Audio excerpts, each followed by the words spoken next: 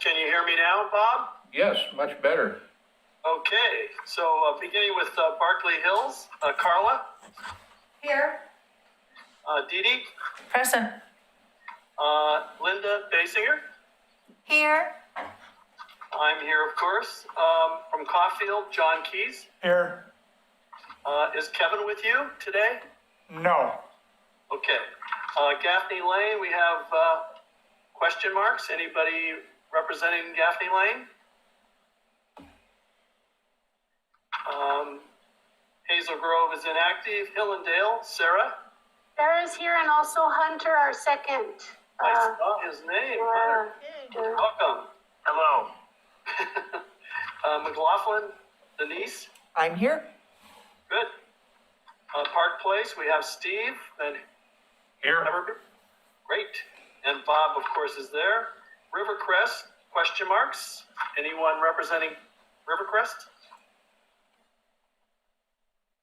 Apparently not. South End, we have Bonnie. Here.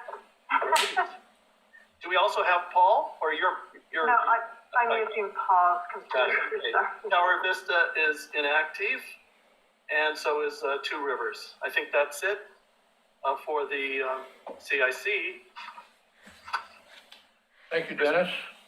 And Chair Bob, I did put the order, I forgot to put public comments ahead of presentation, and we do have one public comment this evening. We'll do public comments now. Okay. Yeah, okay.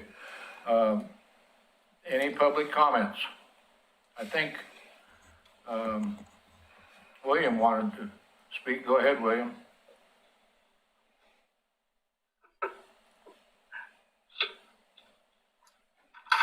I can see William's face, but I can't hear his voice. No, William. William, where are you?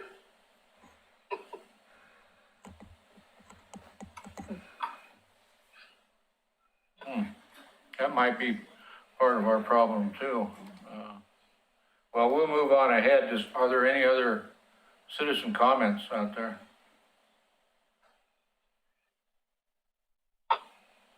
Okay, William, if you can get to us later, why, we'll certainly give you time for your public comments.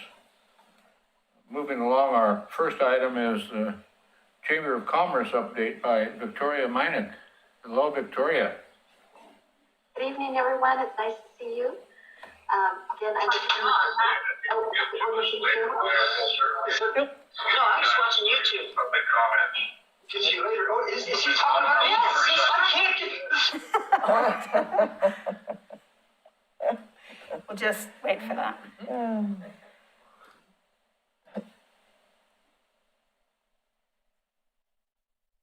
Okay. I'm not sure. Do we want to call William back to let him go, or? Yeah, I think we're ready to go now, Victoria. Okay, I'm going to go ahead and go. So for the month of November, of course, we've been focusing on shopping local, so we'll continue to talk about shopping local. You'll see that in the newspaper. It's also going out in the family magazine. So again, our focus is to please shop local, shop often. Also currently working on the Business Recovery Center again. Not sure if we updated you, is we currently have funding through March of 2022. So we'll continue to help businesses as we can and prep for ARPA funding to come along as well. We are also, actually, I have a link I'd like to share with all of you. If you could share it out to have people do the business recovery survey. Currently, I can copy it into the chat, I think. Oh, maybe not. So maybe this is something I'll need to forward to all of you. I'd love it if you would forward to all of the neighborhood associations to have people fill out the survey. It is going to help us, one, to find out what other businesses need in the city, and looking forward to what the American Recovery Plan Act money can go towards again into 2022 and 2024, so through 2024. So I will try to forward that to somebody at the CIC to go forward with that. Victoria, you can send it to me, Christina Robertson Gardner at crobertson@orcity.org, and I'll pass it on. Perfect, thank you. And then we've also been busy working on destination marketing, which I do believe you're going to get an update tonight from James Graham. So we've been doing some training in the Concierge Institute for some of our historic sites, and then collaborating on some advertising and getting prepped and ready for the spring to put out this marketing campaign. So I'm going to I believe James is going to give the next portion of that. Is he there? I'm here. Okay, are you going to run are you going to show them the ad? Yes. Okay, perfect, then I don't need to do that. Then that's all I have, all is well.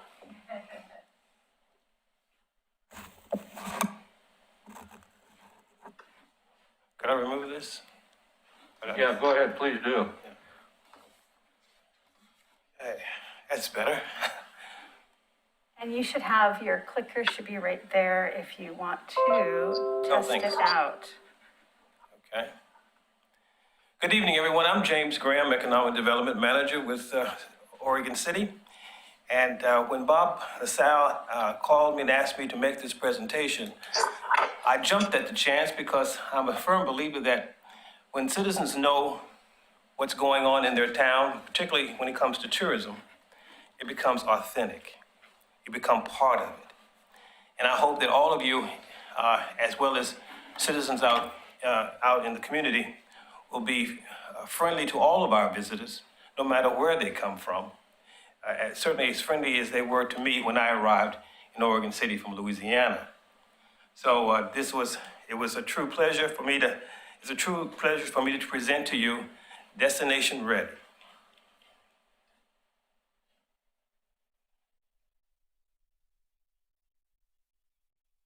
Who am I pointing it to? Is that right? I did it, but do you want to pass it to me and I I will? think it's dead. It was working. Let's see. I'm allowing you, Christina. So, Destination Ready. Okay, yep, it works now. Sorry. Technology works is good. The day of technology. Musical clickers or something, huh?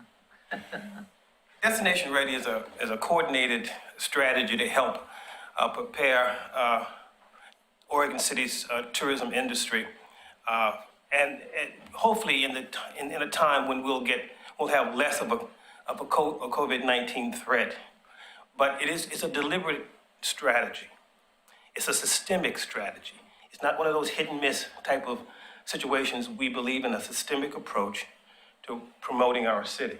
And this is what Destination is all about, Destination Ready.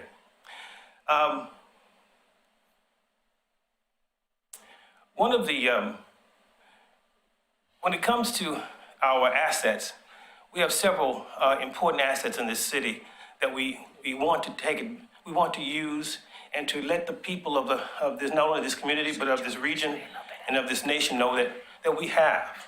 Our historic sites are very important to Oregon City, and they are important to the state as well as to the United States, and they are treasures. The museum, the library, even the library, yes, it is a historical site. And I'm a firm believer that people who come to your community, but especially with their children, visit the library. And it's important that the library has programming that will invite our visitors to visit the library and see the programming that it has available to children and children of all ages, quite frankly. And outdoor recreation. If it were not for the Willamette River, none of us would be here. And so we cannot ignore the river. And we have to find ways to get closer, to get access to the river, to celebrate the river, because it speaks so many, it's there. It speaks so many, if it could only talk, what could it say? Our trail-based recreation is also another important asset for our community. So therefore, outdoor recreation is vital, and we need to promote it. We need to cherish it. Agritourism, wineries, and craft beverages is another asset that we need to promote because it speaks to the craftsmanship of Oregon City, the work that we put in to making our community not only livable, but enjoyable. And that's important. Oregon City is one of those unique communities where it's built on 3 levels. I have to admit, it was the first time I've seen a city built on 3 levels. And it is quite different. But the important thing about it is that what we want to do is look at these 3 levels as opportunities to promote the city. For instance, the downtown, the lower level, is really, it has a small business boutique setting, that type of feel. The Midtown District is a historical site. It has a community charm. With these small little bungalows, these nice houses, it looks like the real citizens of Oregon, or it has a realness to it, I should say. And of course, the whole city is real, but it has a feel that no other area in the community has, and that's important that we want to promote. And of course, the hilltop, that's familiar shopping. You know, even when children go to Germany or France or wherever they go, they still want to visit McDonald's. And I never understand it, but they still do. And so it's familiar shopping to them.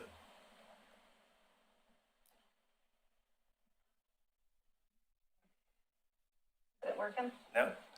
You're going to have to help me. I should mention before I go any further, one of the goals of our Destination Ready strategy is to establish a relationship with our visitors. Just like the casinos would today establish a relationship with their goers. We, as in the tourism business, want to establish a relationship with our visitors. So therefore, we want to make sure that they understand that Oregon City is Oregon's hometown. And we want them to feel at home and at ease in a place that offers a certain kind of special part and place in history. Next slide, please. We are looking at 3 different markets, and we're looking at individuals who are between the ages of 20 and 30. And these individuals are outdoor seekers, they're explorers. They are people that like the outdoors. And we don't want to forget them. We certainly want to encourage them to come because we have a lot to offer. Families with children between the ages of 41 and 56, this is an opportunity to teach children about the history of Oregon City. And many families are looking for not only a place to eat, but also a place where they can educate their children to see special sites and to be educated in terms of where they have visited. Baby boomers between the ages of 57 and 75. These individuals usually have disposable income. They enjoy fine dining, they enjoy fine wine, they do antique shopping, they like scenic outdoor tours. And this is what we should be doing in terms of providing to them those types of experiences. Next slide, please.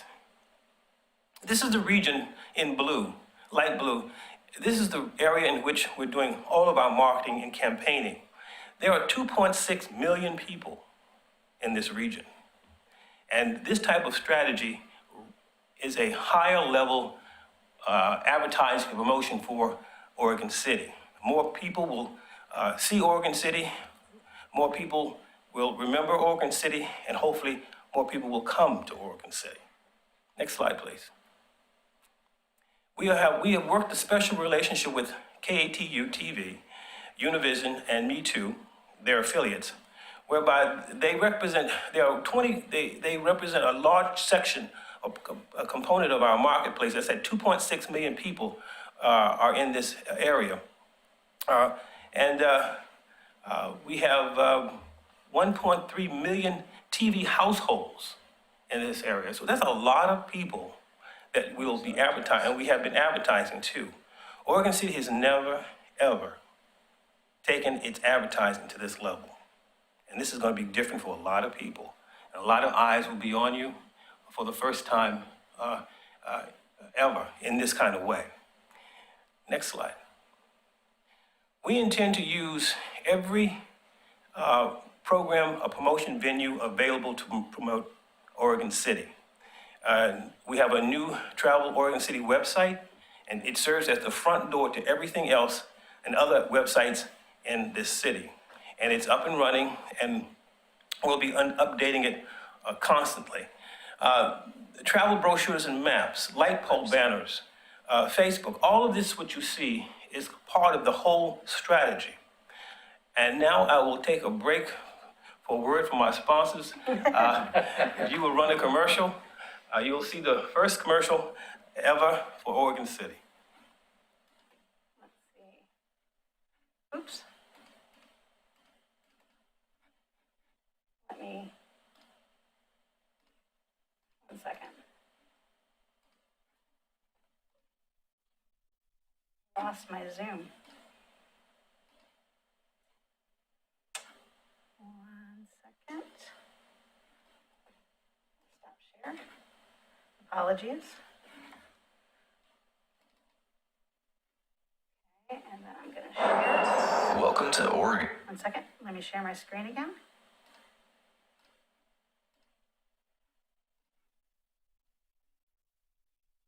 Oh my gosh, I think I did it. City. Come explore.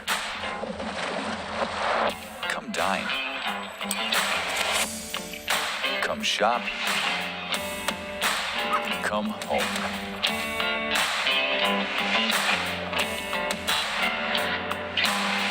Oregon City, Oregon's hometown. Welcome home. Commercial. Yeah, that's cool. I like it. Go back to the Oh slide. yeah, give me 1 second. Okay.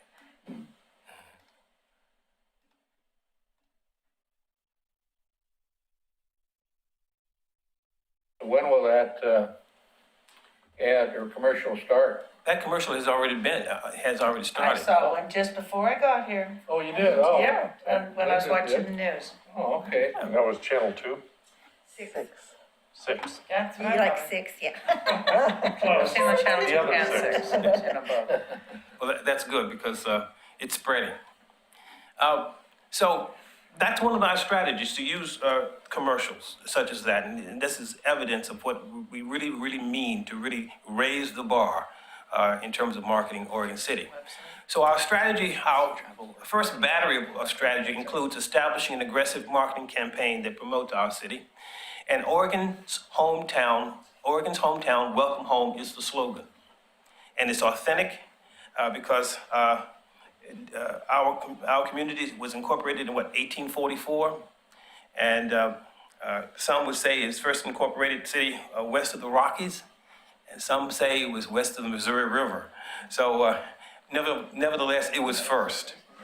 And so our marketing slogan is authentic because it's history. You can't change it. So we want to enhance the appearance of the community by installing public art, streetscape lighting, and other infrastructure which enhances the visitor's experience. We want to work with stakeholders and other community organizations to develop programming which maximizes the holidays. And there's no better place to be home for the holidays. And we want to promote all of our holidays, particularly next year, and you'll see the schedule in a few moments. And we want to use new programs developed via the tourism industry and our information network to build and strengthen our tourism industry. Next slide, please. Now, whenever you invite someone to your home, you want to put your best foot forward. And we want Oregon City to put its best foot forward. So therefore, we're looking at enhancing street lighting, particularly on the main street. We're looking at different ways to enhance that and to bring visitors downtown to shop, because lighting actually attracts shoppers. The Arch Bridge, we all have looked at this amazing piece of architecture every day. But wouldn't it be lovely to see lights on the Arch Bridge? Just on the arch. It will be beautiful as it reflects off the river, particularly at night, especially if the lights are emerald or some type of beautiful lighting that reflects off the water. Murals. The Arts Commission and the Mural Arts Code actually was put into place or reestablished this past summer. And the Arts Commission is now working on its third meeting. So the arts are beginning to become alive and supported aggressively in Oregon City. Pedestrian and bicycle infrastructure. We need public bathrooms, public restrooms downtown. And we're looking at what we call the automated bathroom where it cleans itself. It locks itself, it opens itself, it's all timed. And we're looking at purchasing that type of facility. Biking, certainly increased bicycle parking, as well as some enhancements, artistic enhancements on the crosswalks where it reflects the river and certain kinds of symbols that are close to the river. So it would be very, very artistic. And of course, it's important to have signage and wayfinding. Next slide. Still continuing to improve the curb appeal. As you walk over the promenade and you look down onto the city, the view, while it's panoramic, it could be better. The rooftops could have murals on them or rooftop gardens or planters on them. The back of those buildings should be painted in different colors so that it looks like almost like a quilt. So basically, we need to step it up and take that look to a higher level and make it look nice. The signage and banners. What you're looking at right now is this banner in March or April will be all over the city, just about on every city-owned street pole, so that people will know that something is going on in Oregon City. It's a beautiful orange. They tell me it's orange and I'm colorblind. I don't know really, but it's orange and green. They tell me, and it's going to be a very nice look all over the city in every level on every level. Also, we will be using cross-street banners for special events, whether or not they're parades or other types of activity, but we'll have that type of use. Next slide, please. So, as I was mentioning earlier, it is important to focus on our holidays. It's important to focus on our recreational experiences. And there are about 10 holidays that we want to celebrate. And so therefore, and also recognizing special events. Next slide. These are the holidays for next year, from everything from Labor Day all the way down to New Year's Eve and everything in between. So if we're successful in marketing all of that, and to the degree that I'd like us to see us market, and like to see organizations take advantage, and that's the other thing. We want organizations to take a look at these holidays and put programs and programming together so that we can market it on television, so we can put it on billboards, so we can put it on digital media, so they can provide social media. This is a higher level of marketing, so we might as well take advantage of it.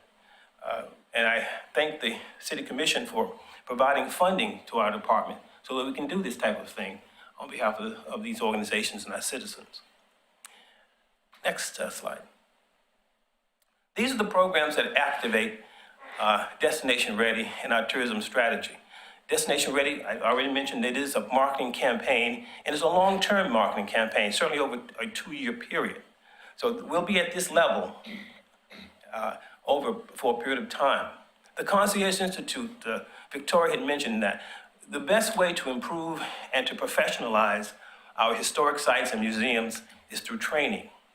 They are a business, and it's important that they stay open on a regular schedule and at the same time, so that people can visit them and visit the restaurants, and the restaurants can refer people to the historic sites, and the historic sites can refer people back to the historic sites. So it's important that they keep a schedule.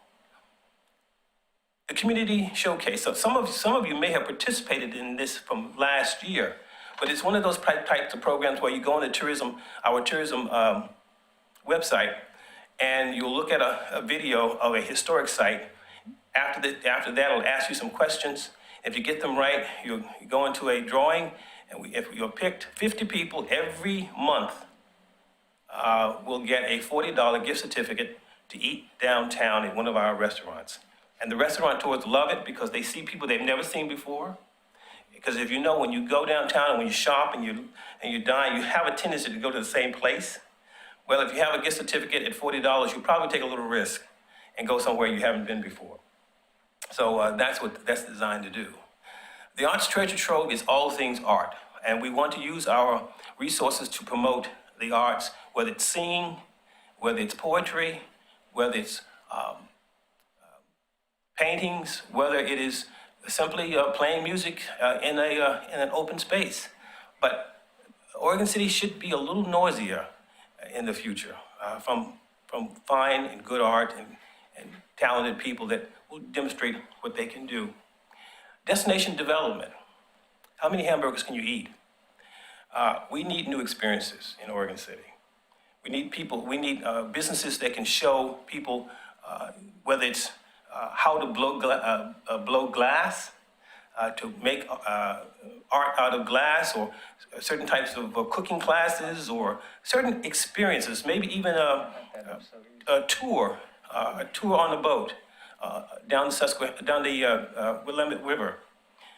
We need experiences, and so what our department will be doing is going out and attracting new experiences to Oregon City, new businesses to Oregon City that will provide these experiences in addition to the restaurants, in addition to the museums.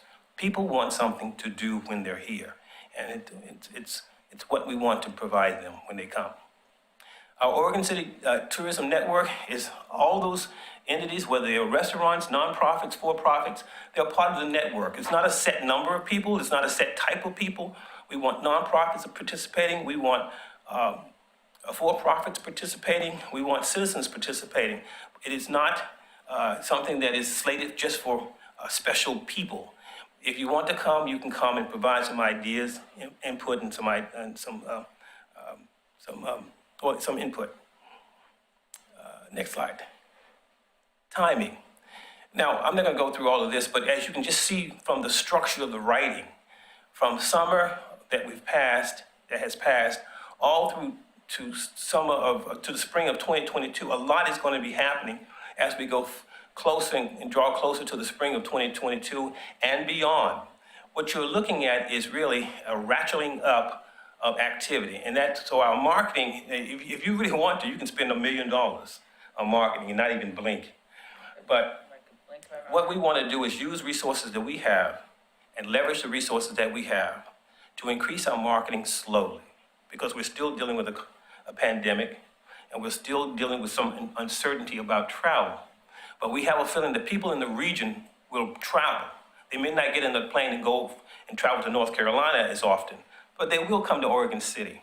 And we want to take the opportunity to ratchet up and really hit it big in the spring of 2022, and then keep going.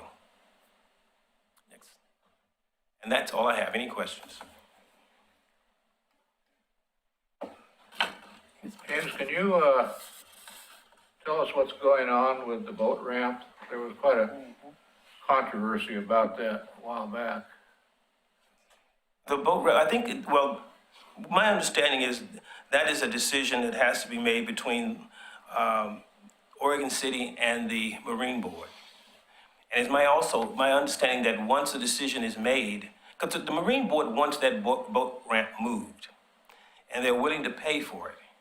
So my understanding is 75% of that cost would be borne by the Marine Board, and 25% would be the responsibility of the city, if the city agrees to moving it. So that's my kind of 30,000 foot understanding of the situation. So a decision has not been made, to my understanding. Okay. And you mentioned streetscape lighting. Where would the funding for that come from? The funding can come from several sources. DOCA is actually engaged in obtaining funding for that. Also, we're looking at some grants from the federal government that could be possibly utilized for that. But of course, if we're able and successful in getting money from the federal government, we can put quite a light show downtown.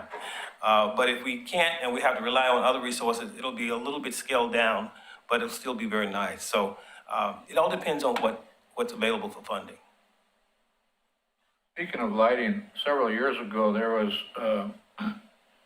some lighting put on and or within Singer Hills Falls. Does that still exist, or do you know? She's saying it does. Is it still working? It was there Sunday night. Oh, okay, So I don't know about Monday, Tuesday. Sunday it was there. okay. Yes, clean up tonight. It's on Yeah, it. an old friend of mine was intimately involved in getting that put together, so it's just. But I guess my major concern is that we don't take Oregon City for granted. We see it every day. We need to spruce it up. We need to step up and put lighting where it's appropriate to make the city look nicer. To put murals that make the city look nicer, to encourage art to make the city look nicer.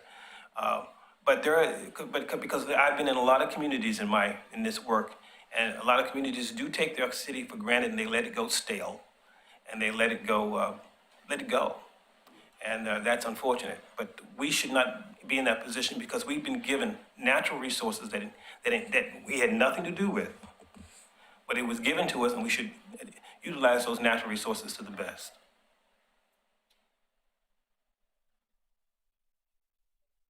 Any other questions? Well, I think Denise was first. I just wanted to point out that emerald is not a good choice for the arch bridge because that's a Westland color.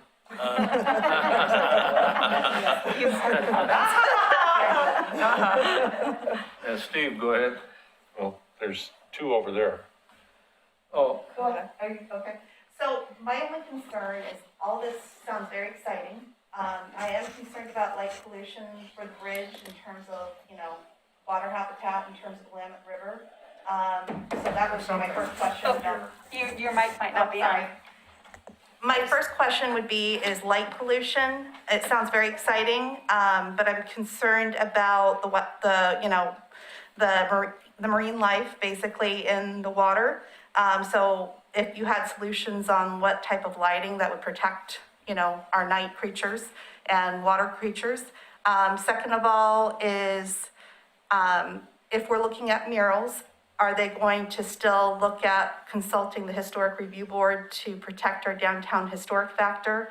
And number three is, have we ever considered kind of educating people about what's in our water, what's in the Willamette River? Since we have the marina, my dad was a sturgeon fisherman, so I used to come here in the 80s as a little girl and have to sit under the bridge for hours. The fishermen called it the wall. And the wall was where there was old men and Native Americans, and they would fish for hours reeling in sturgeon. And they would actually net the eel, and we'd pickle it as bait. So it'd be really fun to educate people on what is in the Willamette River, what the history is, not only on the bridge, but next to the river, along the wall. So those are 3 points I want to make up. If you could answer the question about the lights, that'd be great, and maybe consulting the Historic Review Board. The lighting on the bridge would be actually a dream to have it there. Okay. And I think with the technology of today, I think a lot can be done about the lighting. And matter of fact, it may not have to be on every day. It could be on special holidays. But I think this plan is flexible, and that's the nice thing about any plan. If it's flexible, it's not written in concrete. In terms of the history of the water, and I think that's an extremely important point, because there's so much to be said about this Willamette River and the Clackamas River too. And I think to educate young people about what it should be part of the tourism experience. And it's something that the library can certainly be a part of, as well as other citizens. So citizens, if you're concerned about the history, get involved. Don't let someone else tell the story. Tell the story yourself. The other thing regarding the, I think you said the light, the HRB. Those murals any mural that happened to be on a historical building would most likely, yes, go before but if not, then there's no need to do that. Okay, thank you. Linda? I love your idea about the lights on the bridge. I think that would be awesome. And then when you're doing that, Dan Holiday always thought it'd be great to have a ball drop from the elevator on New Year's Eve. So since you're incorporating the lights, that would be a nice thing to have. But bad news is we still have homeless people. When we were out the other night, Sunday, we came back on Railroad Avenue on the bench in front of the elevator. There was a homeless person sleeping there. It's not attractive. I know that's, that needs to be dealt with here too. And then river access. We have wonderful river. I'm extremely fortunate that I have some river access on the upper Willamette, and we are just bombarded continually with trespassers. So even November, I've got 3 people you chase off with the fishing poles, and we have signs, no trespassing, no river access, but there needs to be a public river access somewhere above the falls and maybe below the falls. I mean, there is one, but there's nothing that I'm aware of really above the falls. So That's always a challenge when you invite visitors to your community and you really want to do a good job in putting your best foot forward. Sometimes other things come with all that. Yeah. So it's one of those balancing acts that you have to really be careful of. The Economic Development Department and Parks and Rec have been working closely together to get access and to develop plans to get access to the river from a public place, whether it's kayaking or paddle boating, that kind of thing. So I am really relying on the Parks and Rec Department to work with us to get access to the river, as well as Public Works and others, because it would be truly a shame that access to the water be limited to the extent it is, and it would be our fault if we continue that. So I think all the efforts should be made to make that possible. Steve? So noticing your special holidays for 22, it looked like they started in September. And is there something forward going for the first 2/3 of 23? Well, actually, in 22, actually, we're taking a lot of pictures now of different things that happen so that we can have them for next year. Because I'm finding out that there are no pictures for these special events. That was kind of surprising to me. So we hired a videographer to take pictures of special events so that we can show them on the commercials and other things for the next year. But when 2023 continues, yes, the same level of intensity will continue because this is a biennium budget and it ends in 2023. And then Hunter Pico had a question online. Go ahead, Hunter. Thank you. As quite possibly the youngest attendee of this meeting, I am curious to see how the tourism in this whole plan, how specifically, if at all, you plan on reaching out and getting those in the younger generations involved in this. As someone in that millennial age group, I'm 27, there's not really anything for someone of my age to do in Oregon City. And I find that a bit strange with things like the college being inside of the city. So I just wanted to hear what the tourism had planned for the younger folks. Well, I'm glad you asked that question because early on in the presentation, I had mentioned that we divide our audience into 3 categories. And the younger people actually were number 1 in terms of focusing on what we could do with that group. But one of the things that I think that's important for that group is outdoor experiences, as well as just experiences, period, and plural. We need to go to other communities. Sorry about that. What? We need to go to, if it's necessary, we need to attract other businesses that can provide experiences to our visitors to Oregon City to set up shop. And that's what we intend to do. So I hope I'm answering your question, but that was the first thing I had mentioned. We really want to we really want to promote our outdoor activities, our outdoor assets, because that's what young people want to do, particularly in this area of the country. The outdoors is also important to them. Nightlife is also important, I might add. And so hopefully those experiences will be extended to nightlife. Is there anybody out there in Zoom land that would like to ask a question? Oh, I've got my screen up now, so. Any other questions? I didn't hear a Louisiana accent. You know, it's when I first started off this job. I'm from Virginia, actually, and when I first started off this, when I started, my accent was as green as Kentucky grass. But living in 18 cities and 8 states, Get around to the southern. it'll go right away. So. I had a cousin that moved down south from here and very same age as I was, and he lived down there for about 20 years, came up here, and he had the worst southern drawl you ever heard in your life. I couldn't believe it. Paul, what happened to you? It was pretty funny. Any other questions, comments out there? Okay, well, thank you very much, James. It was quite informative. Thank you.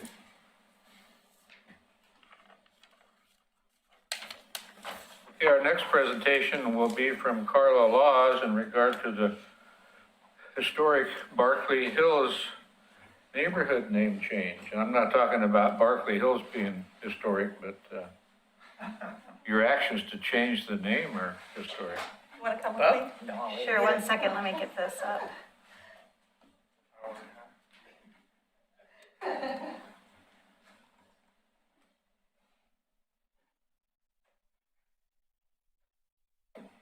Almost there.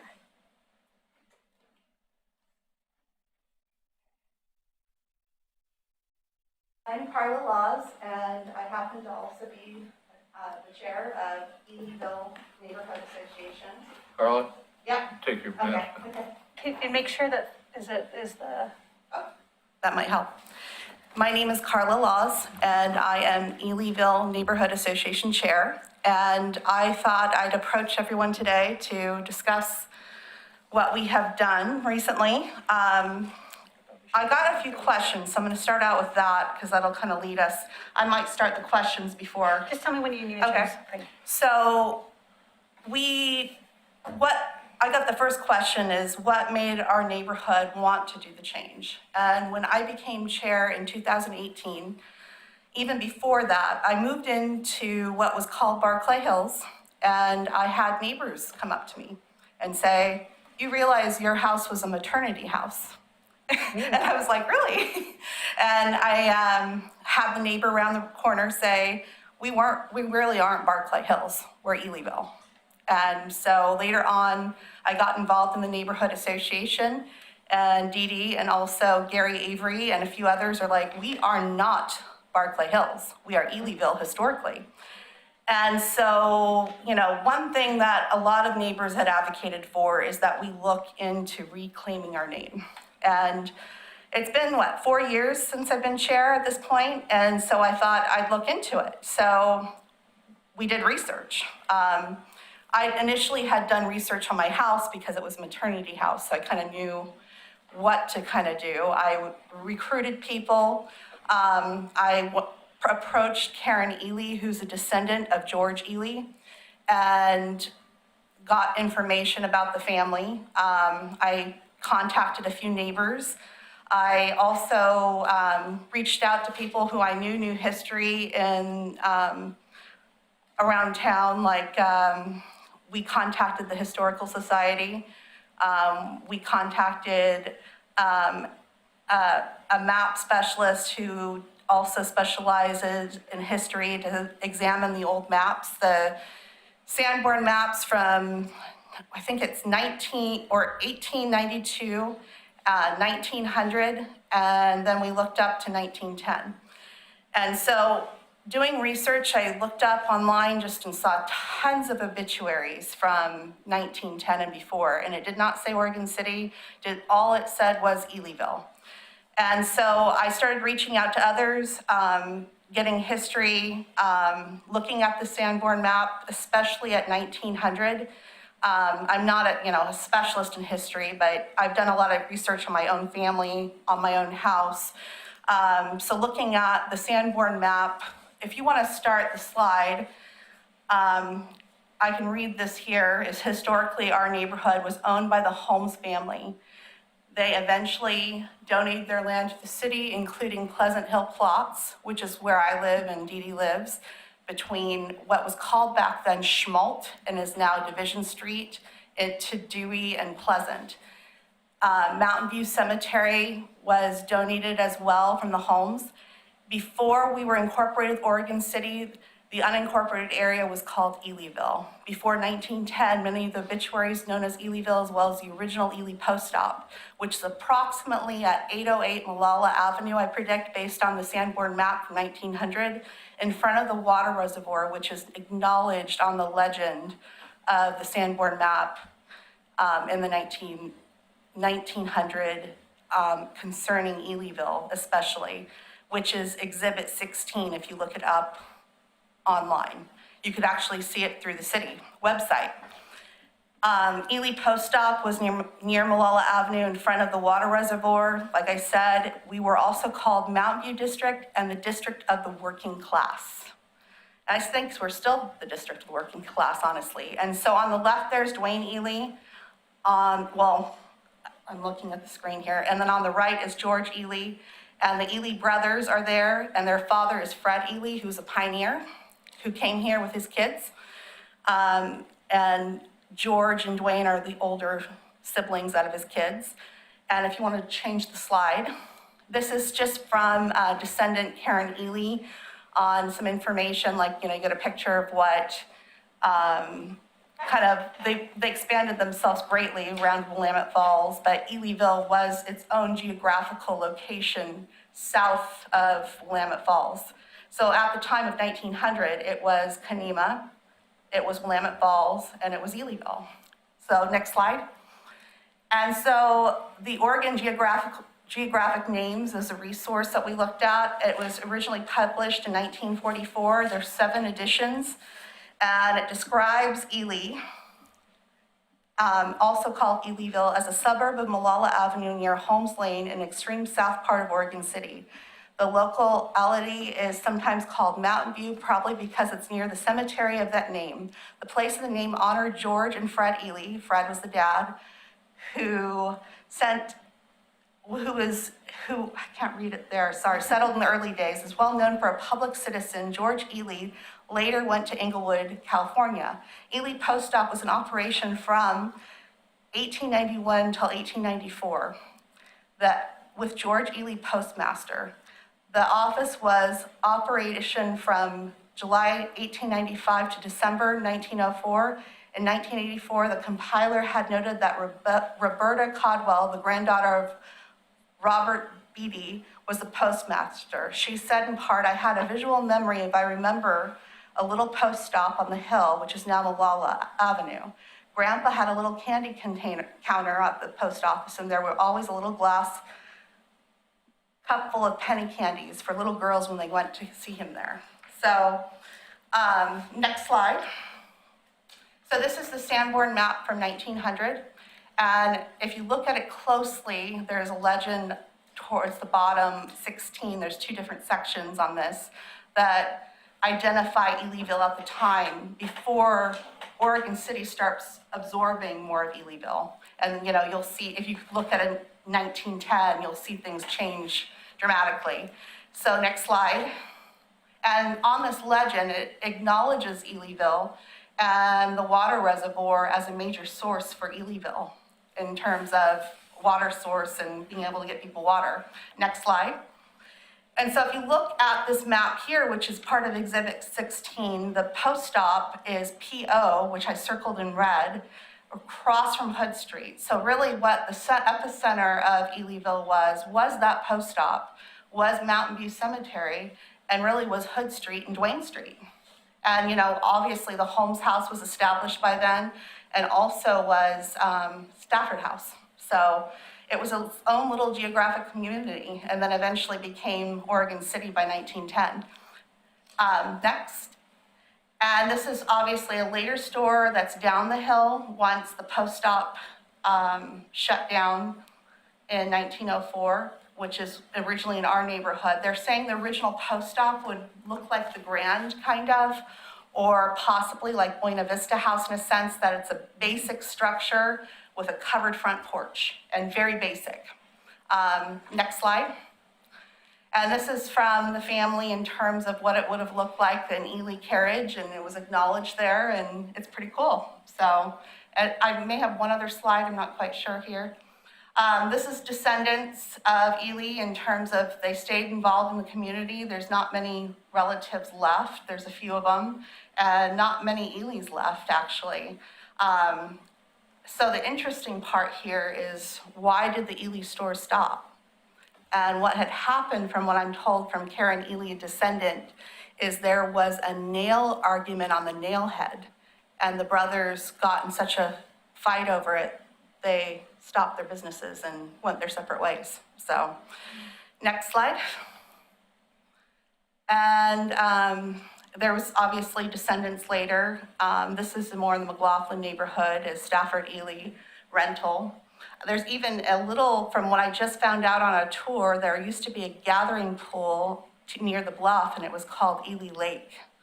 And so that obviously doesn't have to do with our neighborhood, but particularly Ely was significant, and it started in our neighborhood first. Next slide. And what we are is, obviously we have our historical name. We have also the newer section. So, and around the late 70s, newer developments start coming in, and they renamed Duane Street to Barclay Hills Drive, and that's where the name came up, Barclay Hills, because of newer developments going downward to Newell Creek Canyon, down that direction. So our neighborhood, obviously the neighborhood associations were established. We were called Barclay Hills. Dr. Barclay is buried at Mountain View Cemetery, but that is the only significance that he has to our neighborhood. Also, Ely is buried at Mountain View Cemetery, and so is Holmes. So a significant part of us was E-Leanville. And, you know, obviously a lot of those buildings are gone now, but if you look at sections of like the Pleasant Hill plots or sections, you know, on the grid, even like parts of, you know, what now is called Barclay Hills Drive, you can see some older homes, little homes that would have been E-Leanville. And, but we want to embrace the old with the new, and I want to embrace that, what we were, and restore that, and obviously not change the name of the street, Barclay Hills Drive, and not change anything with the neighborhoods, and bring in the old and the new together, and acknowledge that we're just restoring something that was rightfully our old name. So, is there any more slides? Nope.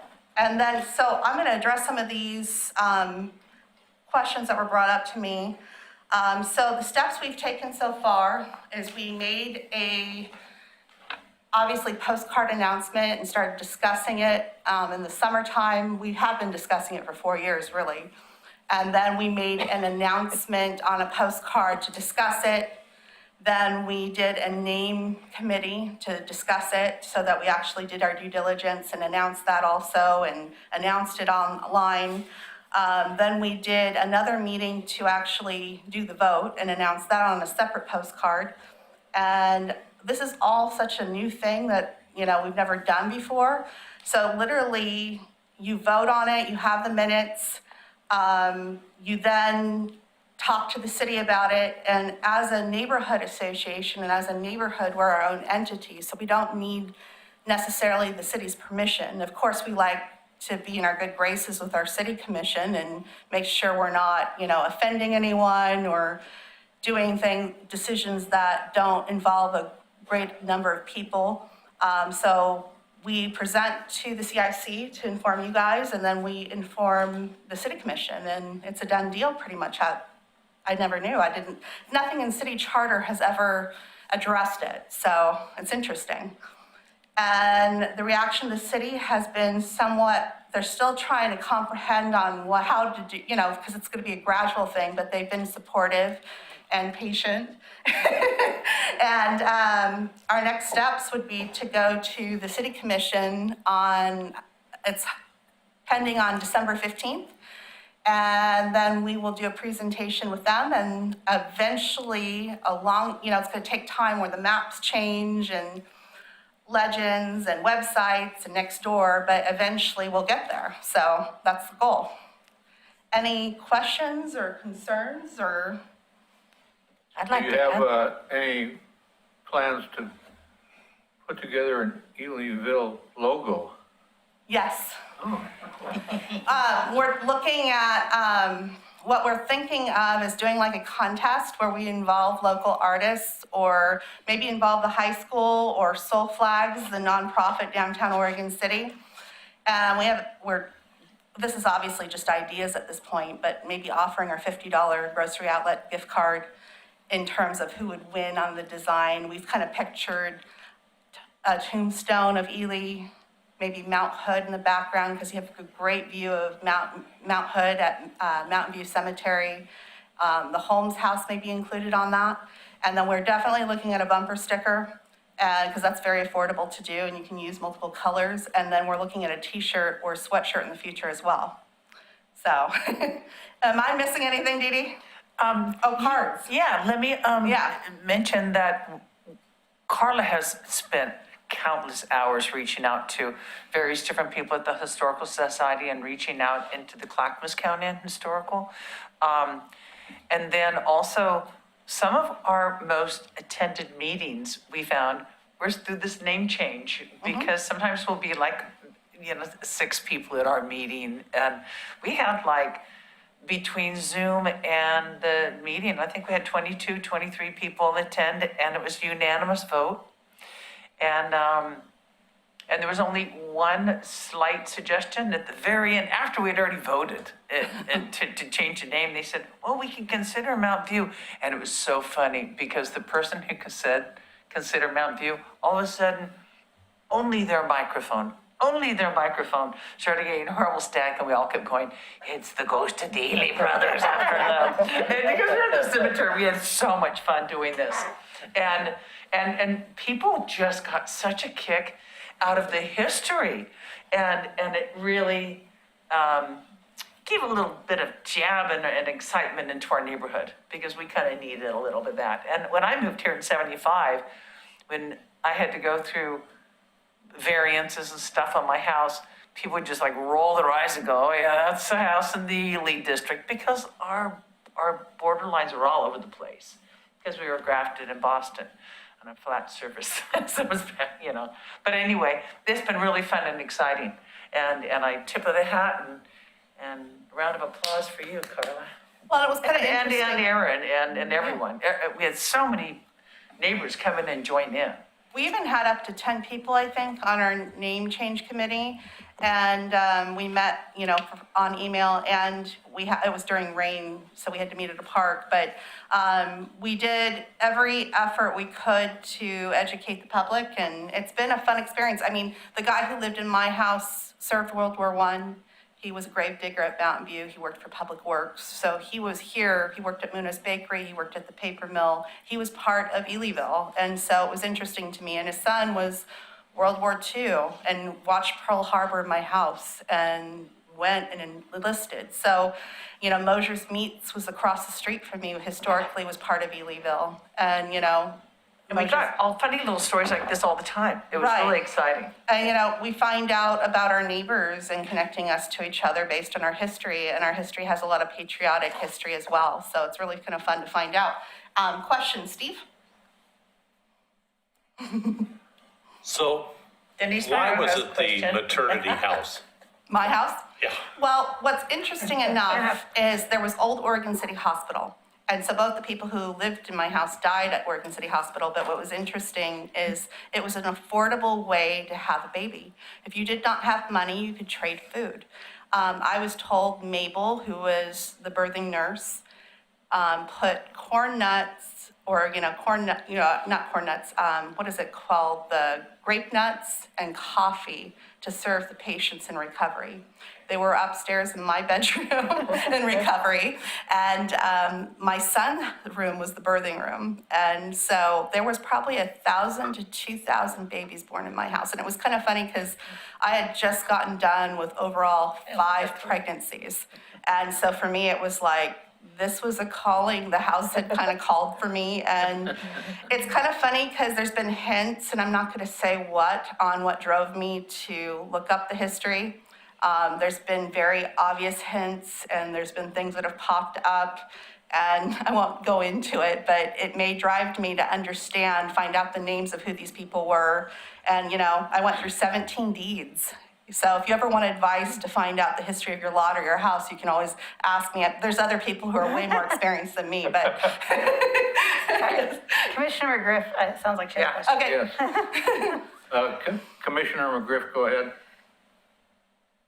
Yes, thank you. Hi, a target of your attention when you're not there. So anyway, I wanted to follow up with what Carla said. So in 1997, the City of Oregon City adopted Resolution 9705, and that reauthorized the Berkeley Hills Neighborhood Association. Oh, no. So our able-bodied city recorder is working on a resolution that once that comes to city commission, that will reauthorize the Ely neighborhood or E-Leanville, whichever one you're calling it. But I did want Carla to know and the audience to know that when I started working for the city in 1988, we had 2 neighborhoods that no longer exist. One of them was the Buena Vista neighborhood, and the other one was the Ely neighborhood.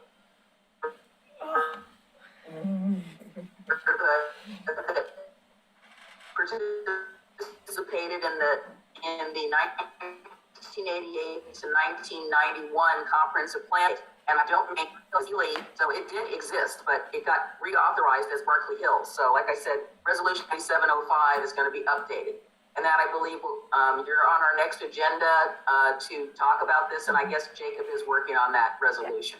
This is exciting too because, this could be an innovative part of Malala Avenue. I mean, the fact is, as we're restoring our name, is that we could restore our history and bring innovation to Malala Avenue. So that's kind of exciting for me as well to think. I mean, of course, we were Barclay Hills at, one point, but that we're actually renaming our neighborhood to bring innovation, to bring back our history, to bring back our roots. So. And I appreciate that information, Commissioner McGriff. Thank you very much. Does anyone else have any questions? Linda? Kenema had a neighborhood meeting this month in person. It was so marvelous. We had an election of officers, and we had some new people came in, and they're new to Kenema, Oregon City, and they had never joined the neighborhood associations before because they felt they were so big. This, I know with COVID, I know so many people aren't even active now, but this might be something we think about, is making our neighborhood groups smaller so that people feel more involved into their, we do. We have maybe 200 homes in Kenema, and we always have a good turnout. And I think it's because we're so small and everybody knows everybody. It's just a thought to work on some there, but maybe not if we ever get through COVID and can meet in person again. But I think people really want to be involved, but they feel like they're just lost in the masses. They feel they're just so big. They can come over to our neighborhood. We need more masses. No, if they were smaller, you might get more people, is what I'm saying. We are trying. Yeah. Any other questions? Denise, your hand is still up. Is that left over, or did you have? Of course, it's left over. Okay. Copious notes. Anybody else have any? I'd like to thank Denise McGriff too, because she took an afternoon to walk through the whole neighborhood for us, because we wanted to see if there was additional houses on inventory, to see if we could possibly expand the conservation district up where we are, so we can have a little bit more say what Malala looks like. But she spent the whole afternoon with Carla and herself walking and a deadline. And I learned so much about historical homes, barge boards. I know all about barge boards now. And I'm sad mine are cut. Anyways, any other questions? Thank you. Thanks for Well, listening. Carla, you're to be congratulated on all your, I know it must have been an awfully lot of hard work, researching all this, getting it put together. It's wonderful. Thank you. It did help that I was interested in my house first and then went on, so it did help a little bit. Well, I'm kind of a history buff myself, so that was really interesting, your Thank you. history of it. It's great. Thank you very much. And then, we're significant, we have 2 cemeteries, significant cemeteries, and they have so much rich history. And, when I first started our meetings at the cemetery at St. John the Apostle, I was a little nervous. It was late at night. And now it feels like it's home where we need to be. And really, we shouldn't even be anywhere else because it's so warm. I mean, I leave and there's still residents there out and, buried. So it feels like home. So it's been a great place to meet. So St. John the Apostle Cemetery has been wonderful to us. So thank you. William, did you have a question of Carla? No, if she was finished, I just wanted to Okay, mention about finally got my connections. Just a moment then, please. We'll get back to you. That's fine. Okay. Anything else for Carla? Congratulations. Thank you. Okay. Thank you very much. Thank you. Okay, William, go ahead. We missed you earlier for the comments. I understand. I'm sorry. My computer just got my computer back and hadn't got all the wires plugged in quite correctly. So I know the feeling. So I'm talking to you now on my iPad as an alternate. Briefly, about a year ago or so, when we were really realizing that COVID wasn't just going to go away, and a lot of people were not able to meet, I was concerned that the city wasn't doing a whole lot to encourage remote meetings. So I came up with an idea, and I bounced it off of Laura Turway at the time, that I'd be happy to, and I did, set up a Google account and a Gmail account and a Zoom account. And I explained to Laura that this was a relatively easy thing to do, that all the neighborhoods could use that account, and many have. I know that Chair LaSalle, you have used it in Park Place. I know that Rivercrest has used it, and Kenema has used it, and Caulfield has used it, and I know both Hillendale and Tar Vista use it. The point is that it's coming up on a year now. It's hard to believe, but it's coming up on a year now. And I originally, in order to save a little bit of money, I got a year's worth of subscription, which saved a bit. It was still $150. And when I told that to Laura, she says, "Oh, we can pay for that." And I would imagine that would have come out of the postcard, because it's certainly having to do with communication with citizens. However, I've never been reimbursed for that.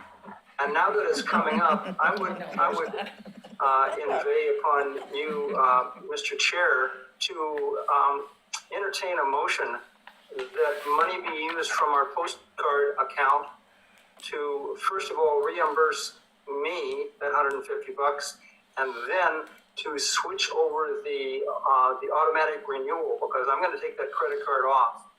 And I think even if, and eventually I know COVID will go away and we're all back to in-person meetings, there's still a place for hybrid meetings, for people that aren't able to get out, for people that are still uncomfortable because they don't want to travel or whatever the situation is. The point is, I think there's a place for both of them, and I would certainly recommend that you keep that in place. There's so much more that could be done with that account. It's you could have Gmail accounts so that when you change officers, you wouldn't have to be changing email addresses. The city would have one consistent email that they could reach each neighborhood association with. And there's a lot of other things. You could share calendars, and I'm not going to go into all the other benefits of having a Google account, but I'd be happy to help anybody learn how to do their hybrid meetings. Am I breaking you up, Ms. McGriff? You are fine on our end, William. Well, William, I would ask for a motion to reimburse William. I move that the CIC approve reimbursing William out of I'll second that. our funds. And we had a second, Linda? I'll second that. Edie seconded. So we have a motion and a second. Any further? Is this a motion for reimbursement and for next year, both years? It is. Okay. Say that again? The reimbursement for this last And calendar forward year going. and then Yeah. for yeah. next year, so it's 2 years worth of Zoom. Well, be- it's in perpetua. Okay.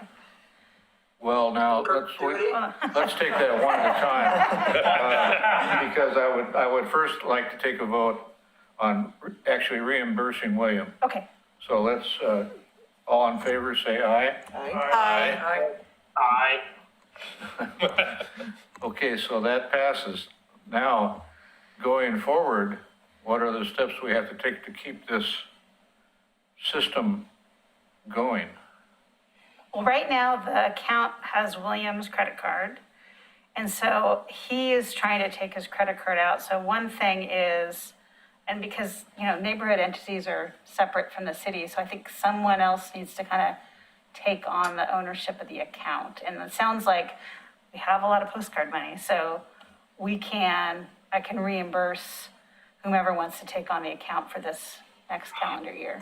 Well, but the CIC is a entity of the city. Correct.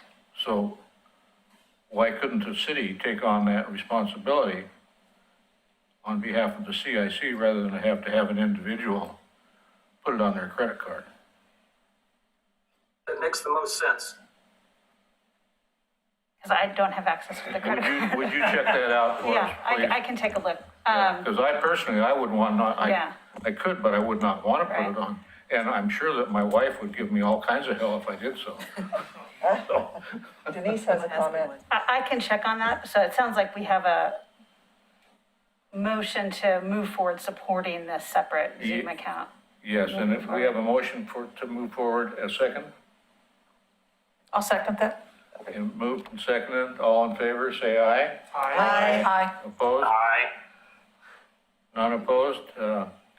Motion passes. Okay. I will look to see if we can put the city credit card on it and then move money from the postcard account.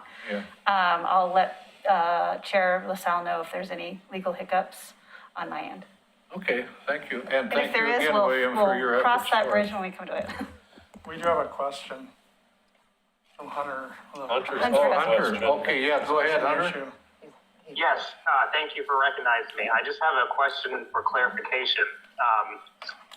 What you all just talked about in regards to the financial culpability are these funds coming out of each individual neighborhood association or just a blank fund from the city? Like, is Hillendale going to be charged $150 or whatever, and then Farley Hill, all these different neighborhoods, or how exactly is that going to affect the individual neighborhoods themselves, or is it? May I address that? Absolutely. Yeah, Hunter, the 150 is for the Zoom account, which the way I've got it set up, any and all of the neighborhood associations can use it. So it would be one fee, whether the postcard accounts are divided by population, whether the city wants to amortize that 150 for all of the neighborhoods and divide it out by the number of population. I think it's a pain in the neck. I think it should be easier to just take it out of the lump sum before the postcard funds are allocated. Bob, LaSalle? Go ahead. Thank you, William. So what Hunter and William bring up is a great point. If we had every neighborhood association active and they were doing all of their postcards every time, but right now we have some inactive, so we do have a surplus in the budget. So this is not a hard decision this year. If we ever get to a point where it is a harder decision and a neighborhood, we don't have excess funds. I think that's something that the CIC can address at that time. But right now, we have more than enough excess funds that it would not affect any neighborhood association. I've looked at the budget, and I agree that we've got lots of money available. Never thought I'd say that. Okay, Thank you all for your attention. thank you for your efforts, William. We really appreciate it. It's helped all the neighborhoods. And William, And I'll contact you, this is Christina, after the meeting in this next week to coordinate the reimbursement. Yeah, and there's more features that we can employ at your convenience. Okay, the next item is staff liaison updates. Christina? Yeah, let me do a share real quickly. Let me get to staff. Oops. One thing that's not on my staff liaison, I wanted to give an update, which is the Neighborhood Association appeal checklist form that I've sent out, and I received a couple of comments. I wanted to give a heads up on that. Apparently, I have RiverQuest. I have one of the neighborhood associations twice, so I'll fix that. And I can now put E-Leanville instead of Berkeley Hills, so that's exciting. So I'll get that to change. Aaron Wolf from E-Leanville mentioned something I thought was really interesting and wanted to get your feedback. One thing he mentioned was maybe at the very top of the checklist is kind of a almost like a flow chart point of stop here. Has your neighborhood association provided formal oral or written comments on an application? If no, you cannot appeal. If yes, continue down the checklist. He thought that would be really helpful because if you do not submit formal comments, either orally or in writing on behalf of the neighborhood, you do not have standing to appeal, so you cannot get a free appeal. So I'll take a look formatting wise and see if we can add that in. I thought that was really helpful. I agree. And if you have anybody else who has had comments and haven't sent it to me, let me know. In the next couple of weeks, I'll get that revised and put back up on the website. Are you gonna leave this as a resource when you send out our agendas? Because I thought that was really cool. A resource for. No, but you know, this was like on the agenda. It looked to me like it was on page 2 or 3. Mm-hmm. Yep, I always keep the liaison report. I keep a lot of these every month because I figure you can come back to my liaison report and get access. So I'll try to keep as many of these links each month. Yeah, it was just really kind of went, oh, this is so cool. If I really wanted to get this look. So as I mentioned at the last meeting, we had a Land Use 101 presentation in October. I thought it went really well. Unfortunately, it recorded badly. I have not had time since the November meeting. We've been very busy and our community development department, my goal is to re-record it, but I do have the PowerPoint PDF available online at that link. So the PowerPoint from the Land Use 101 is available online. Postcard update is attached, so you can see where you are as a neighborhood association for how much money is left through the fiscal year, which ends June 30th. We will get the same amount allocated next biennium, so I only put 1 year of the biennium's money, and then we'll start anew and put the next year's biennium of the next year. One more update I wanted to provide you. We have 2 new staff members coming to the planning department. One has started and one is a week away from starting. We have an interim community development director. Her name is Aquila Hurd-Ravitch. She is going to be our interim community development director while the position is being advertised. You might see her in person or on Zoom through our meetings, and I'm really excited. She came from the city of Tualatin and took some time off during COVID to be with her family, and now she's back doing this contract work, so we're really happy about that. And we're having a new planning manager start next Tuesday. I don't know if I can say her name yet, but I'm very excited that she's going to be starting. And she is taking the position, really Pete's position, but it's changed a little bit. It's going to be a working planning manager. So she will still be doing long-range planning and current planning, but she will be able to manage the planners underneath her for policy and processes. So really excited about that, and hopefully as we get to the new year, we'll be able to staff up and have a lot more staff in our department. Everything else in the liaison has kind of all the traditional links of how to get a public records request, how to link to get access to development applications. And as always, give me a call if you have a question, especially land use. Call the planner associated with the file, and we'll hope to get you connected up and answer your questions. So I'm available if anybody else has any questions for me. Yeah. So we tried our last meeting to do virtual while we're doing a meeting. The thing I'm struggling with is I even checked out at the library, what a hotspot, you know, and I have an iPhone anyway, so I think I can do it in a hotspot, but I have T-Mobile and it's terrible. It's been worse since COVID. And so we relied on Dee Dee's phone that happens to be Verizon, which was way better. But the struggle I'm having is consistent connection. Being able to maneuver the phone by looking at people while taking notes, since we don't have a secretary, while running a meeting, and I'm struggling with that. So I hear you. is there, I mean, I could have Dee Dee help me, obviously, with the phone next time, maybe pointing, but is there any suggestions you have? Because sometimes it just seems almost impossible to really, I mean, it's one thing when we're here to be able to use these resources here that help, but it's really hard somewhere at a neighborhood association to do both at the same time. Do you have any suggestions? I'll look at your fellow neighborhood people. They may have great recommendations. Linda, you had a, I have a suggestion that Kenema has used. We spent $7.90 and bought a recorder. Oh, cool. And it just works marvelous. So you just have to make sure who said that, and then you have a complete history of who said what and when. We found it invaluable. At one point, we had some disagreement in Kenema, and that settled all of it, because go back to the tape, no, that wasn't the way the vote went. So $7 and inflation might be $11.90, who knows? You know, it might be more now, but it's a good idea, and it worked. The struggle I'm having mostly is to get a legit vote. I mean, we do fine, but it's like,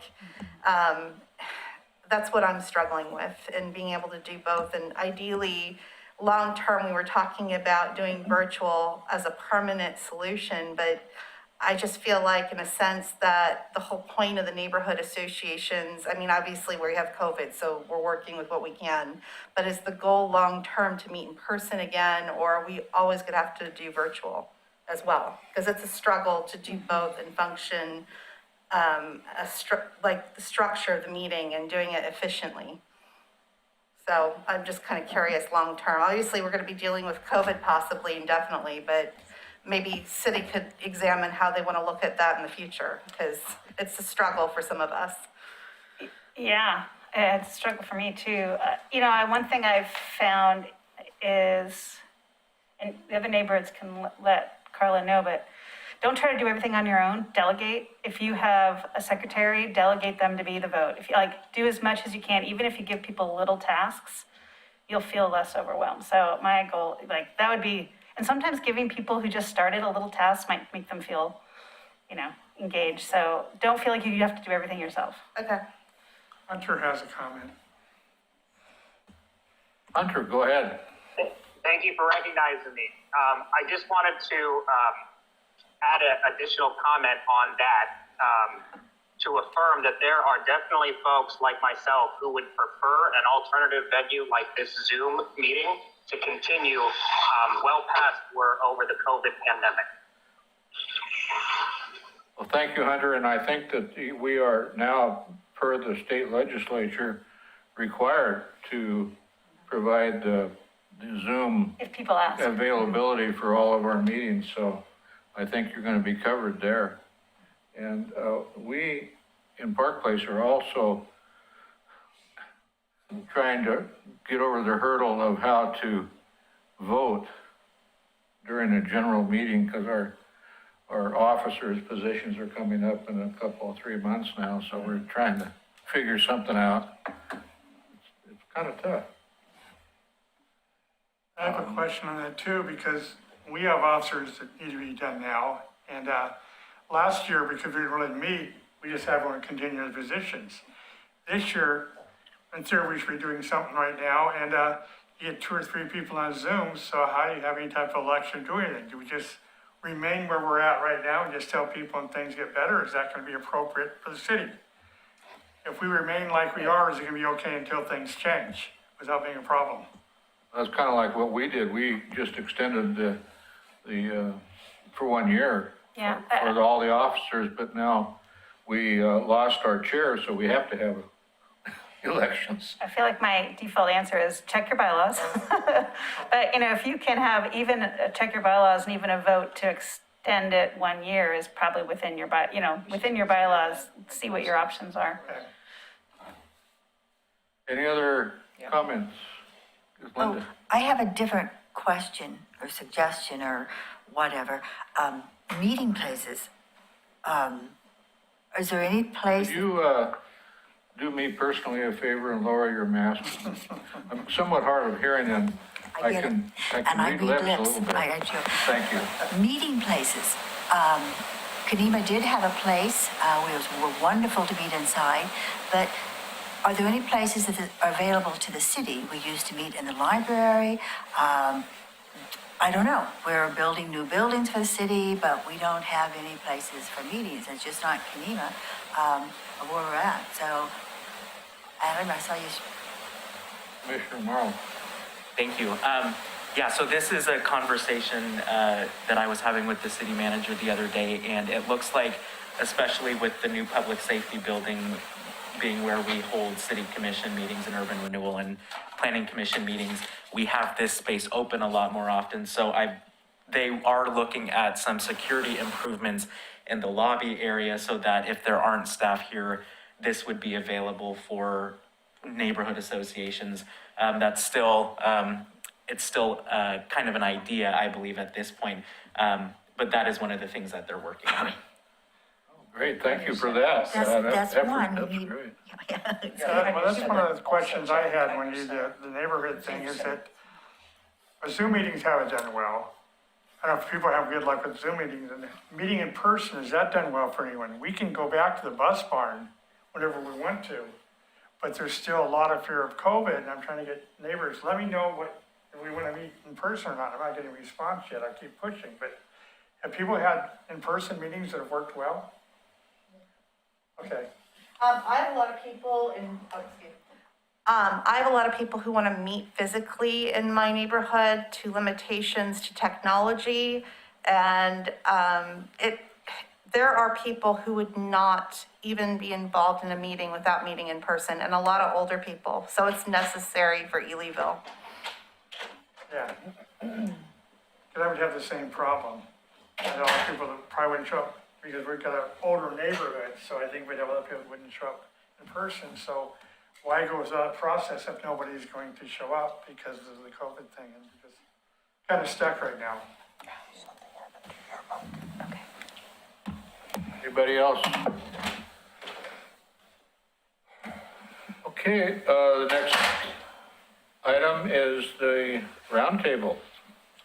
And I think I'll try to start in the middle here, instead of either end. We'll start with Denise Beasley with McLaughlin. Wow.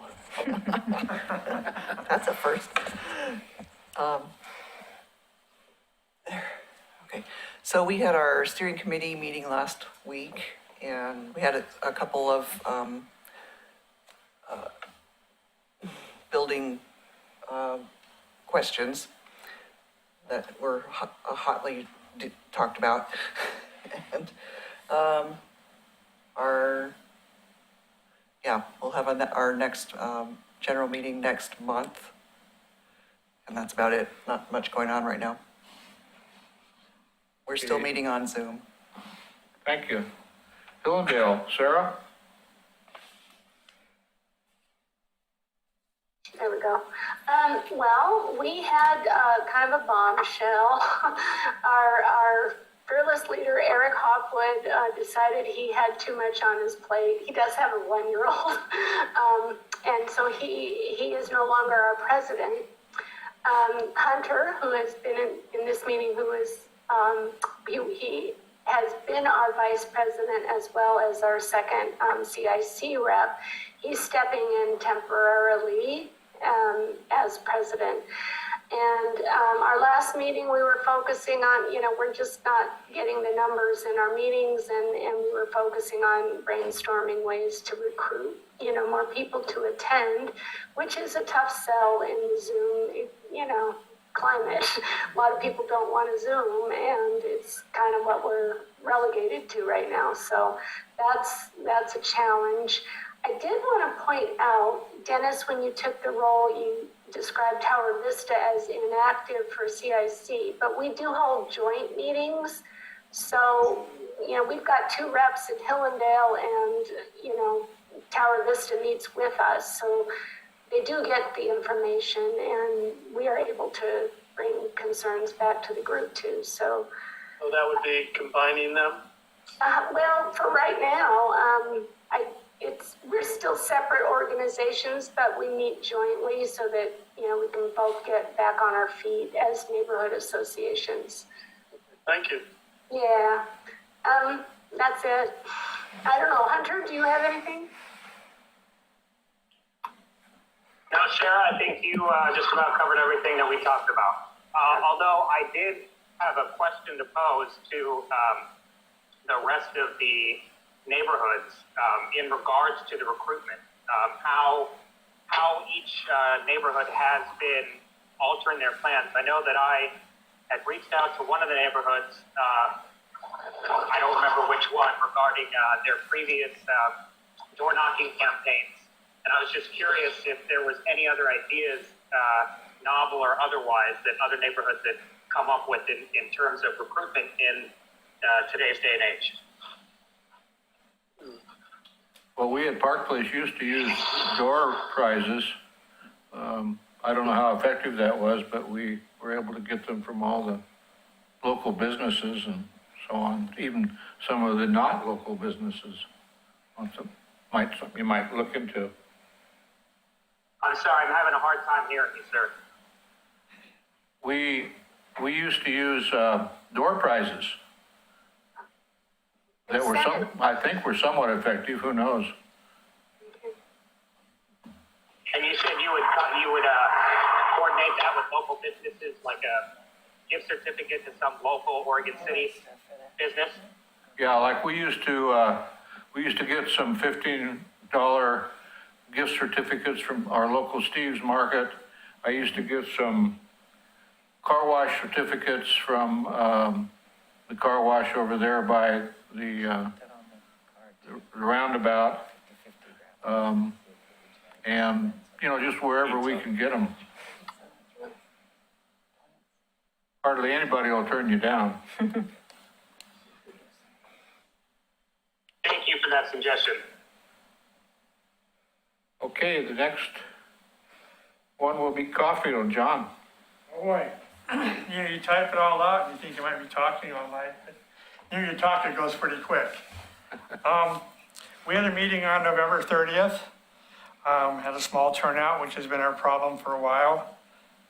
Carrie Shanklin from the Captain Fire Marshal does a presentation on fire and things going on just from Christmas throughout the year. It was interesting. She said about 80% of all the calls are medical. And it changed. I know when I was a kid, we go back a ways that if you called an ambulance, you had to pay for it. So people call the fire department just to save the cost. But now with fire departments, with paramedics and that, is probably the way to go. It put a big burden on that department. So they're pretty busy. And most fires are in the kitchen, which, cooking-wise, which we kind of expect. Then Bob Cochran, who's the dean of the campus security at Clackamas Community College, came on. Tried to get him for about a year and a half now, and we're glad we waited because most of the projects they've done with that big grant and funding, with the buildings being done, and you gave a whole presentation, the buildings, what they've done, how they look, and what's happening, and they really good job. What they did with the money, I thought they did an excellent job of putting that money in the college in the right places. That was great. We did a Zoom meeting. We used a city Zoom thing that we've been talking about, and our vice chair, who's our computer person, because me and computers get along really well when it's in one room and I'm in the other, because we're not very friendly. And she was wondering, can we tape our Zoom meetings, record them? And you can't do it on a personal basis because of the amount of room it would take. And the question came, would the city be large enough to take all that on? We use the city website and had recorded meetings. That would be a question for the city. You take a look at the Zoom account. You should be able to do cloud recording on the Zoom account that you use, because that's how we do our recordings. So there's Okay. on your desktop, and then there's a cloud recording, but it's the broadcasting piece, and that's because we have a city contract with Willamette Falls Media. You would have to have your own conversation with them if you wanted to be, or you could create a YouTube station. You could create your own YouTube. And download you can create your own YouTube channel and download your videos from the cloud recording. Oh, okay. I will suggest that since I don't know what I'm doing. Fantastic, thank you. The other thing, Ryan, I listen to the meetings in Planning Commission, the city commissioners. I see Denise and Adam all the time speaking what's going on. And one of the things that's going on in the new 2040 thing, and just keep people informed that aren't watching, is that the amount of houses, residents we have to build the next 20 years, you're going to take up all the loose property in this whole area. I mean, that's pretty discouraging. But I don't think there's anything we can do about it, just like the toll on the bridge, the toll on the freeways, We don't have much control, but that would be pretty disappointing when we have no open area left in our city, which is one of the great things about living here. We do have some open space to look at. That's it. Next would be Steve from Park Place. So we had a Zoom meeting in November and had no presentations. It was a discussion mostly about how we can have an election and still keep secret ballots electronically. So we have technical issues there, but we're thinking that probably we're going to have to, and with John's issue, all of those houses are going out in Park Place and South End. I know. Yeah. And they're Beaver killing Creek us. area right next to me, yeah, Beaver Creek's gonna be destroyed. So otherwise, our next meeting will be in January. Will be another steering committee meeting and then a general meeting in February. So, that's all. Okay, the next would be South End, Bonnie.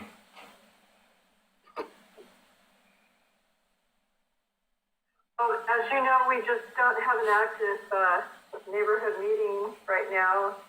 So the only thing I am excited about lately is just that we have the new Tyrone Estwood Memorial Park that opened. That's the biggest news. That doesn't really, that's for all of Oregon City, not just for us. I wish we did have an active neighborhood association meeting though. Thank you. Kanema, Linda? We had a meeting November 18th, met in person. We elected officers, and one of our big things is to get more people to come, even though we have a good turnout. And we're looking into buying signs, A-board signs. And we have a person looking to see if we can either get chalkboard or whiteboard. So if you change time and or location, if you have a special meeting, you could put them someplace. And we're thinking for our neighborhood, 3, possibly 4 should be what we'll need. So we'll be getting those. And then I think they've been talking with Christina about getting the money when we get them paid for. So that's what we're trying to do, put them out, because not everyone gets the postcards, gets them on time, reads them, get up, the whole scenario. But we just like lots of people there. And we do have some new people in the neighborhood. We draft them in for positions, get some new blood in our neighborhood. That's about it. Anything else, Dennis? Oh, yes.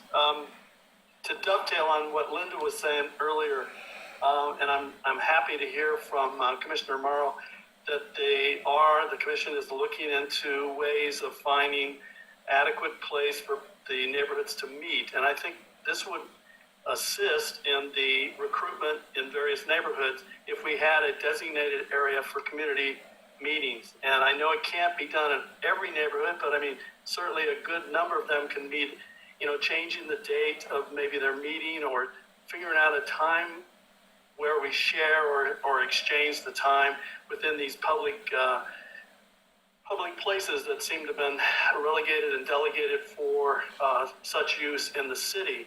And I think if the neighbors and the citizens of Oregon City knew kind of where they were going to meet and can schedule a time in which they can meet, I think it would be easier to, earmark people's interest and time and to find a way to meet in a particular location. There's been lots of talk about the library, the new police building, and a number of places. A lot of the neighbors have contributed a lot of energy and effort to find locations like churches and other meeting places. And I think moving in that direction, I think is going to be advantageous for the city to find more people getting involved with civic activities if we can sort of find a designated place to meet and work that out in terms of their bylaws and work that out in terms of the way they can schedule community meetings. And I'm happy for what Adam was mentioning that there is discussion about. And I think that maybe as we get through COVID and we move forward, we'll probably be able to work through this issue. And I'm happy to hear that. Thank you. Thank you, Dennis. E-Leanville. Carla. We'll probably have this for some time. Do you want me to talk, Dee Dee, or do you want? You good? Okay, so we are having our steering next week on the 14th. We're going to discuss, I already have plans to propose Newell Creek Canyon. Obviously Metro is going to come and speak in January, which I think a lot of people will be interested in. And then we're planning ahead, kind of like possibly trying to do a gathering where we all meet up as a neighborhood association at the farmer's market to try to get neighbors to kind of collectively come together and shop. Now that we have renamed our neighborhood back to E-Leanville, I was thinking of approaching the farmer's market to do a table to educate people on E-Leanville and then get those bumper stickers ready, So a lot of ideas, but the biggest thing is Hunter was asking for suggestions. We've had more people, obviously, because we've had a lot of R2 zoning land use situations come up, but I find if I have the postcard and I take a picture of it and post it on Facebook, on our neighborhood, and next door, the weekend or like the Monday or the Friday before, I get more people interested. Another thing is to be active on your Facebook neighborhood site on posting articles that apply to the neighborhood association, things that you find your neighborhood association would be interested in. And then, possibly trying to be innovative on who speaks at your meetings, because that's what draws people in. So that's my advice. Anyways, that's about it. If you have any questions, let me know. So thanks. Commissioner Adam. Thank you, Chair LaSalle. So a few things, and this is something that Carla was just alluding to, is the Newell Creek Nature Park. We were talking about this earlier, wanting to have more amenities to attract and keep young people. And Hunter, I actually have you beat by 6 years there. But I'm really excited. This is going to be operated by Metro, so it's not a city park, but it's something that we're all going to be able to enjoy. One of the concerns that we've had is obviously there is a homelessness issue there.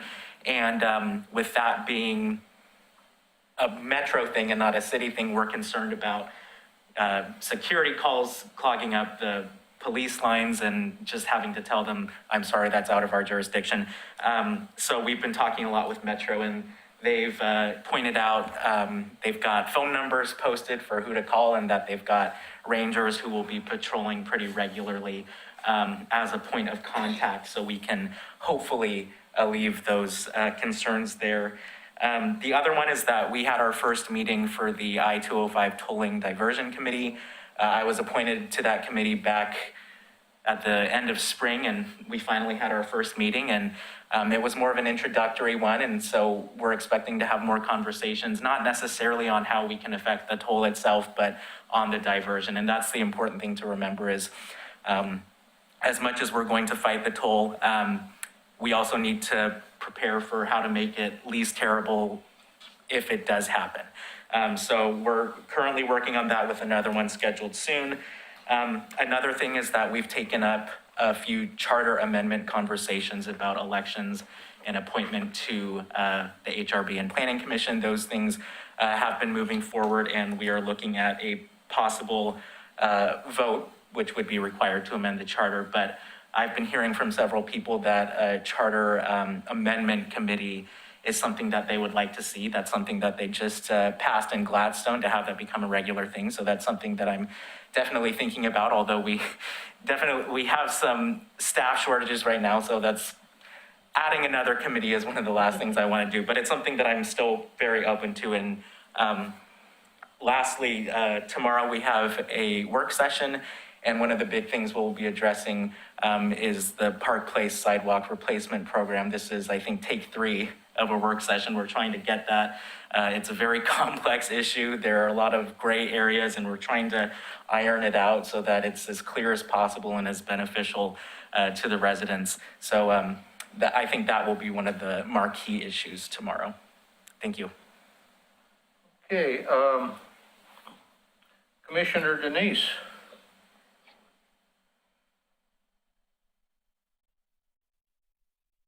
Are you still with us, Denise?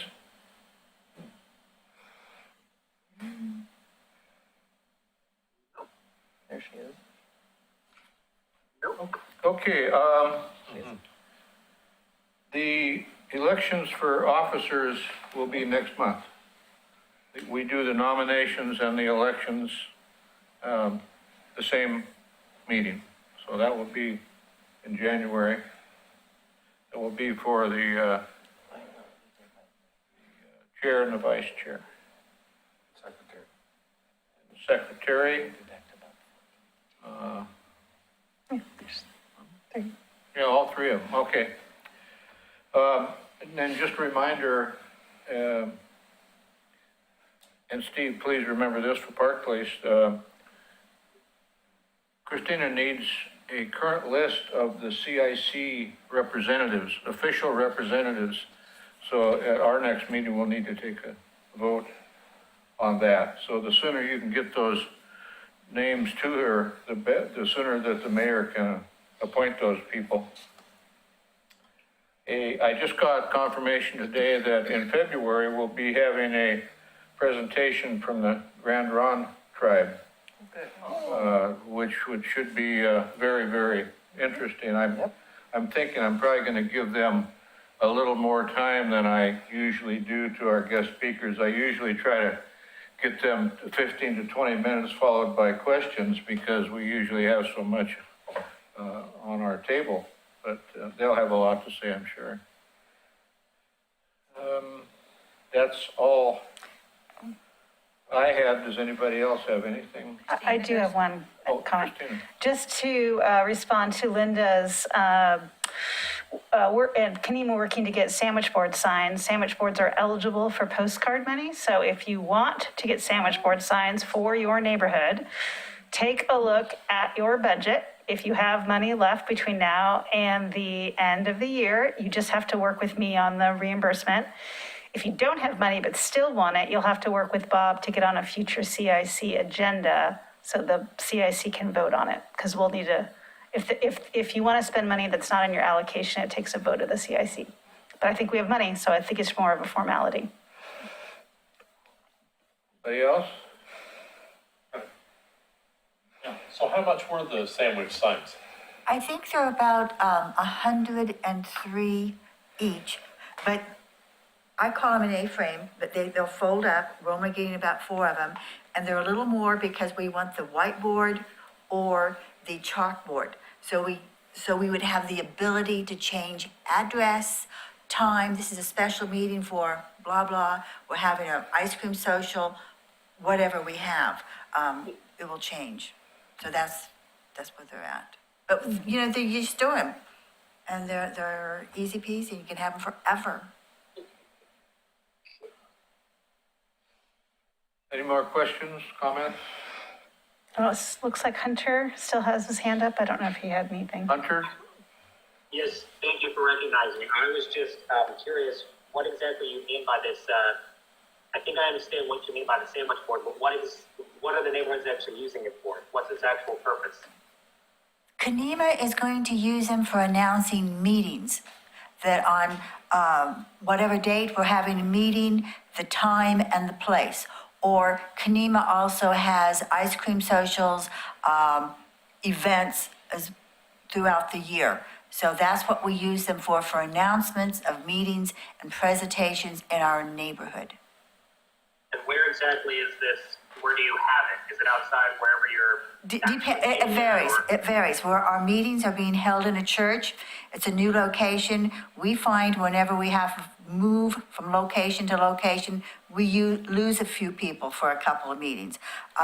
Or if we're having a special event, this summer we had a very well-received ice cream social. We had probably 40 people out of a 200 household neighborhood to come up for an ice cream social, just to chat, meet, socialize, and get to know each other.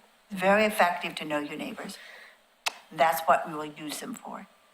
And they can be passed on from whoever does it. I don't know, we're a small neighborhood, perhaps our chair will put them out, or they can just have a person, put these out in the probably 3 or 4 spots, different neighbors. I have seen them used very effectively in the West Lynn neighborhood meetings. They will have them out and about. They also do other cities as well. I'd just like to mention at this time that as chair, I'm a de facto member of any committees. And if you have any more ice cream socials, I'd certainly expect an invitation. Well, it was very good. Yeah, very good. Any other comments? Okay, this meeting is adjourned.